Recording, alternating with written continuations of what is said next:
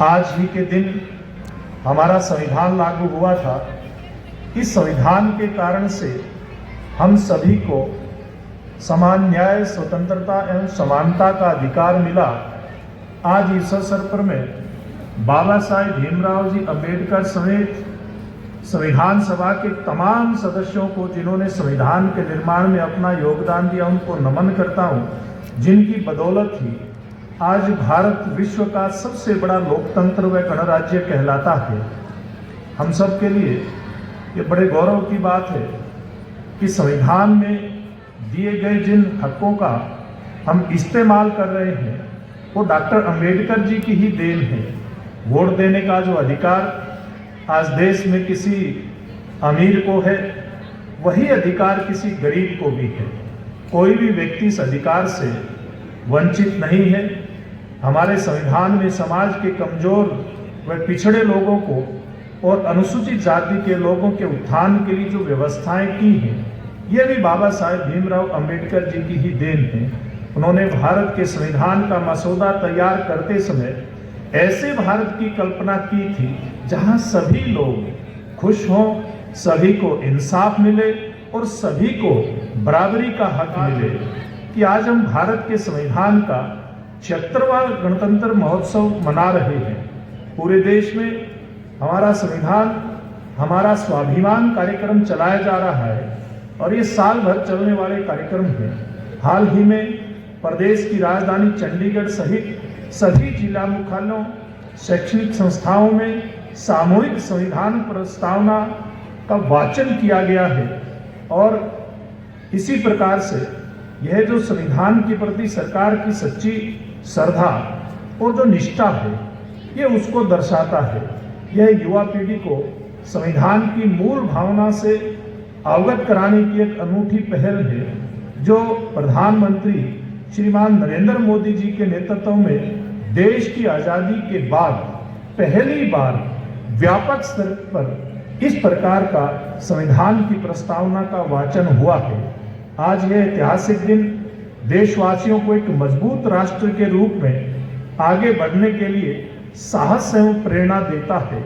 इस दिन हम उन महापुरुषों को भी याद करते हैं जिन्होंने भारत को स्वतंत्रता दिलाने और भारतीय संविधान को लागू करने में अपनी महत्वपूर्ण भूमिका निभाई।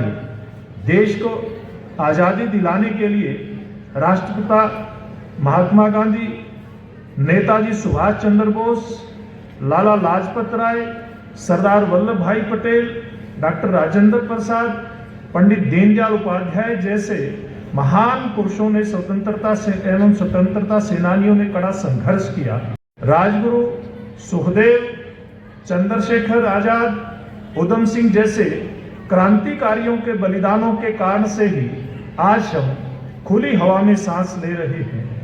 हमारे महान स्वतंत्रता सेनानियों ने भारत में पूर्ण स्वराज्य के लिए लंबा संघर्ष बहुत लंबे समय तक किया। उन्होंने ऐसा इसलिए किया ताकि हमारी आने वाली जो पीढ़ियां हैं वो किसी की गुलाम बनकर ना रहे और स्वतंत्र रूप से अपने अधिकारों का निर्वहन कर सकें। आजादी की लड़ाई में हरियाणा प्रदेश का भी बहुत अहम योगदान रहा है।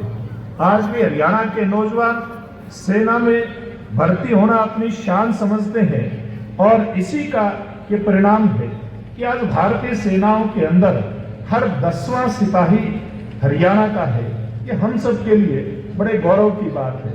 आपको मैं बताना चाहूंगा कि हरियाणा सरकार ने जो केंद्र ने पीछे अग्निवीर योजना शुरू की थी, ऐसे अग्निवीर जो वहां से अपनी सेवा देकर के वापिस आना चाहेंगे, उनको सुरक्षा कवच प्रदान करने का काम किया है। सुशासन से सेवा के संकल्प के साथ जन सेवा का दायित्व संभालने वाली वर्तमान सरकार ने प्रधानमंत्री श्री नरेंद्र मोदी जी के सबका साथ सबका विकास, हरियाणा एक हरियाणवी एक के मूल मंत्र पर चलते हुए समस्त हरियाणा और प्रत्येक हरियाणवी की तरक्की और उत्थान के लिए निरंतर कार्य किया है। आज हरियाणा की जनता व सरकार के बीच सीधा संपर्क है। हमारी सरकार ने प्रशासन में मानव हस्तक्षेप को न्यूनतम करने के लिए आईटी का बड़े पैमाने पर सफल प्रयोग किया है। आज हर सरकारी योजना को पारदर्शी तरीके से लागू किए जाने से घर बैठे गरीब की बेटी की शादी का शुल्क, बुजुर्ग, विधवा व दिव्यांगों की pension, BPL card, Chirayu card का लाभ, किसानों को उनकी फसल का भुगतान एक क्लिक से सीधे पात्र व्यक्ति की खाते के अंदर जाता है। प्रदेश के विद्यार्थियों के लिए ई लर्निंग पहल गूगल ड्राइव के माध्यम से टच स्क्रीन पीडीएफ फाइल आधारित एक्सेस के साथ इंटरनेट प्लेटफॉर्म पर सभी पाठ्यक्रमों की अध्ययन सामग्री उपलब्ध करवाई जाती है। नई शिक्षा नीति का लक्ष्य वर्ष 2030 तक उच्चतर शिक्षा में लड़कियों को सकल नामांकन अनुपात प्रतिशत से अधिक करना एक ये लक्ष्य रखा गया है। इस दिशा में भी हरियाणा प्रदेश काफी आगे है। हमारे यहाँ लड़कियों का सकल नामांकन अनुपात 33.3% है। हम 2030 से बहुत पहले ही 50% के लक्ष्य को प्राप्त कर लेंगे, ऐसी उम्मीद जताई जा रही है। गवर्नेंस के माध्यम से क्रांतिकारी बदलाव किए हैं। जिस प्रकार परिवार पहचान पत्र के डेटा से विभिन्न योजनाओं का लाभ लोगों को घर बैठे मिल रहा है, उसी प्रकार कृषि क्षेत्र में मेरी फसल मेरा ब्यौरा पोर्टल बनाकर किसान कल्याण की अनेक योजनाओं को इस पोर्टल के साथ जोड़ा गया है। आज खेल जगत में हरियाणा का बड़ा नाम है। हमारे युवा बड़ी उपलब्धियां प्राप्त कर देश और प्रदेश का नाम रोशन कर रहे हैं। हमारी सरकार द्वारा मेडल जीतने वाले खिलाड़ियों को नगद पुरस्कार देने के साथ साथ सरकारी नौकरियों में भी उनको प्रतिनिधित्व दिया जा रहा है। अवार्ड पाने वाले खिलाड़ियों को मासिक मानदेय भी देने का काम हरियाणा प्रदेश में किया जाता है।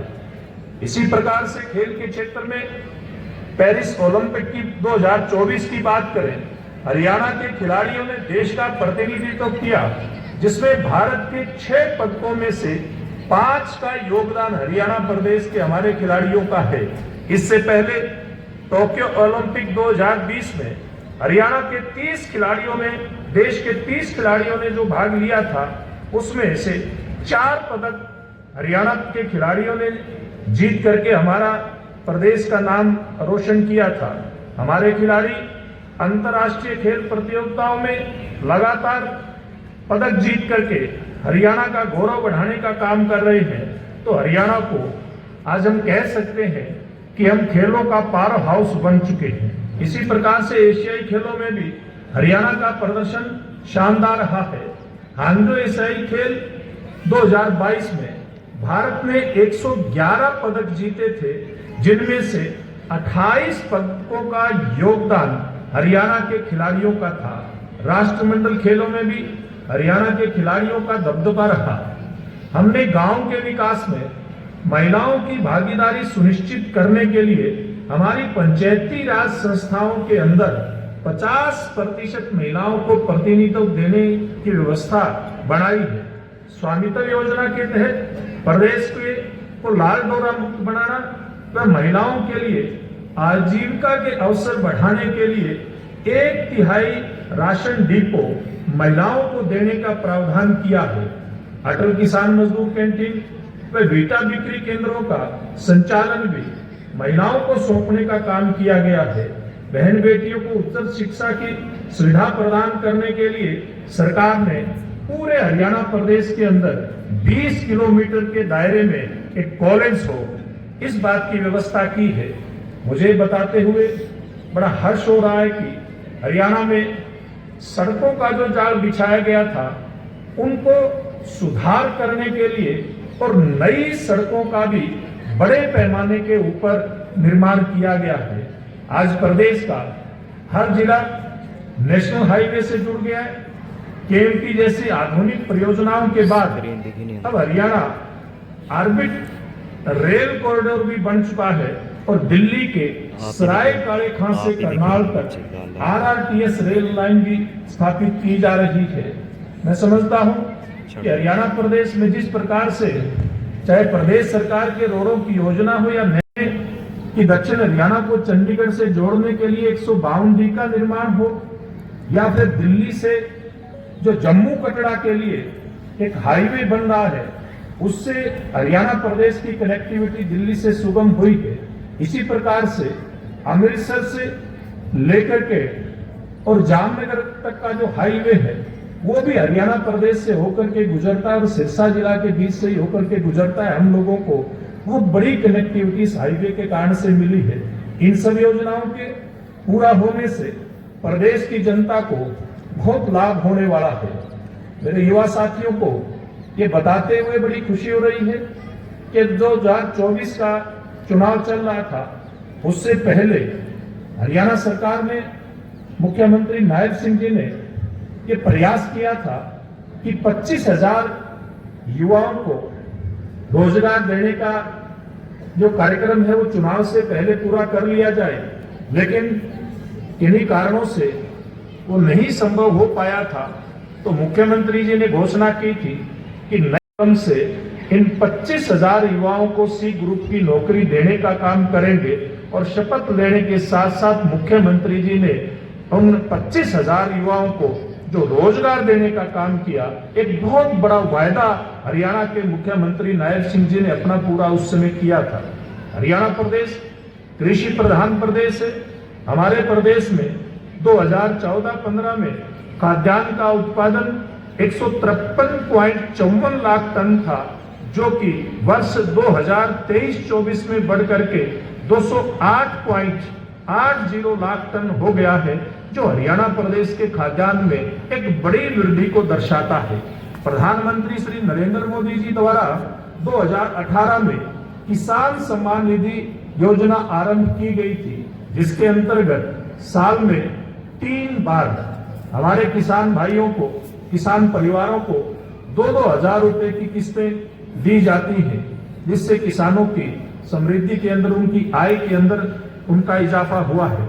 हरियाणा के किसानों की हमारे मुख्यमंत्री जी के वायदे के अनुसार सभी फसलों की बिक्री, उनकी खरीद एमएसपी पर हो रही है, जो किसानों के लिए बहुत एक बड़ी बात है। हम स्वास्थ्य सेवाओं की अगर बात करें, हरियाणा प्रदेश में 72 सिविल अस्पतालों, 122 सामुदायिक स्वास्थ्य केंद्रों, 532 प्राथमिक स्वास्थ्य केंद्रों और 2734 उप स्वास्थ्य केंद्रों में सुविधाएं स्वास्थ्य की प्रदान की जा रही हैं। बिजली विकास की धुरी होती है। औद्योगिक एवं घरेलू उत्पाद के लिए उपभोक्ताओं को बिजली की मांग में कोई कमी ना रहे, उसको पूरा करने के लिए सरकार पूरी तरह से कटिबद्ध है। प्रदेश में बिजली उपभोक्ताओं की संख्या में 2014-15 में जो 54.91 लाख थे, वो बढ़ करके 80.56 लाख इनकी संख्या हो गई है। तो इसमें भी एक बड़ी वृद्धि हुई है और इन सबको अच्छी बिजली, समय पर बिजली पहुंचाने के लिए सरकार ने Rajiv Gandhi thermal power plant Khedar Hisar में 3250 करोड़ रुपए की लागत से 800 मेगावाट की अतिरिक्त ultra super critical thermal power unit स्थापित करने की प्रक्रिया शुरू कर दी है। यमुनानगर के अंदर भी 800 मेगावाट का प्लांट लगाया जाएगा। पंचायतों, नगर निगम और पालिकाओं में पिछड़ा वर्ग के लिए आरक्षण बढ़ाया गया है। वर्तमान में पंचायती राज संस्थाओं के लिए BC-A वर्ग में 8% आरक्षण का प्रावधान था। अब BC-B वर्ग के लिए भी 5% आरक्षण लागू किया जाएगा। शहरी स्थानीय निकायों में BC-B वर्ग के लिए 5% आरक्षण लागू किया जाएगा। उद्योग हमारी अर्थव्यवस्था का मूल आधार है। हमने हरियाणा के औद्योगिक विकास को गति देने के लिए ईज ऑफ डूइंग बिजनेस का इकोसिस्टम तैयार किया है। हमने प्रमाण पत्र, लाइसेंस और अनुमति देने में अड़चन पैदा करने वाले अनेक नियमों एवं प्रक्रियाओं को खत्म किया है। आज हरियाणा में निवेशकों को ऑनलाइन सेवाएं प्रदान की जा रही हैं। उन्हें सभी स्वीकृतियां निर्धारित अवधि में देना सुनिश्चित किया गया है। आज हरियाणा देश विदेश के निवेशकों की पहली पसंद बन चुका है, जिसके कारण से हरियाणा की अर्थव्यवस्था में बड़ा इजाफा महसूस किया जाता है। हरियाणा राज्य के परिवहन क्षेत्र की अगर हम बात करें तो बस बेड़े में अक्टूबर 2014 से और अक्टूबर 2024 तक 753 पुरानी बसों को तब्दील करते हुए नई स्टैंडर्ड बसें शामिल की गई हैं, जिसके कारण से आम आदमी के आवागमन में सुविधा हुई है। सरकार महिलाओं के सशक्तिकरण के लिए प्रतिबद्ध है ताकि वे हिंसा एवं भेदभाव मुक्त वातावरण में विकास की प्रक्रिया में बराबरी का योगदान देते हुए शान से रह सकें तथा बच्चों की अच्छी देखभाल के साथ एक सुरक्षित वातावरण दे सकें। लिंग अनुपात को रोकने तथा महिलाओं के सशक्तिकरण के लिए 22 जनवरी 2015 को पानीपत की ऐतिहासिक धरती से देश के प्रधानमंत्री नरेंद्र मोदी जी ने बेटी बचाओ बेटी पढ़ाओ का एक आह्वान किया था, एक नारा दिया था। इस प्रयास को सार्थक करते हुए हरियाणा प्रदेश ने अपने बेटा और बेटी का जो लिंग अनुपात है उसमें बड़ी वृद्धि की है और 861 से बढ़ करके यह 910 तक पहुंच गया है। इसमें और सुधार के प्रयास बड़ी संजीदगी के साथ किए जा रहे हैं। भाइयों बहनों, हम सबको यह प्रतिज्ञा करनी होगी कि हमें अपने कर्तव्यों का पालन करते हुए आने वाली पीढ़ियों के लिए बेहतर भविष्य बनाना होगा। हम मिलकर भारत देश को एक मजबूत राष्ट्र बनाएंगे। हम सब मिलकर सशक्त और विकसित भारत का निर्माण करेंगे। सभी नागरिकों को संविधान के प्रति सजग करेंगे और सबको समान रूप से जीवन जीने का अधिकार प्रदान करेंगे। अंत में मैं आप सभी को गणतंत्र दिवस की पुनः बहुत बहुत बधाई एवं शुभकामनाएं देता हूं। आइए राष्ट्रीय स्वाभिमान के मौके पर हम सभी देश को 2047 तक विकसित राष्ट्र बनाने का संकल्प लें ताकि हमारा भारत एक बार फिर वही भारत बन सके जिसके गौरव और वैभव की कहानियां हम सालों साल से सुनते आए हैं। हम ये सुनते आए हैं कि भारत सांस्कृतिक रूप से और वैज्ञानिक रूप से दुनिया का नेतृत्व करता था। हम विश्व गुरु कहलाते थे। मुझे लगता है कि जिस प्रकार से देश की जनता आदरणीय प्रधानमंत्री नरेंद्र मोदी जी के मार्गदर्शन में अपना संपूर्ण योगदान देश के निर्माण में देने के लिए कृत संकल्प है, हम 2047 तक भारत को विकसित राष्ट्र बनाने के साथ साथ विश्व में प्रथम दर्जे पर लेकर के आने का संकल्प लेकर के जाएंगे। इसी आशा और उम्मीद के साथ आप सभी का बहुत बहुत धन्यवाद। जय हिंद, वंदे मातरम।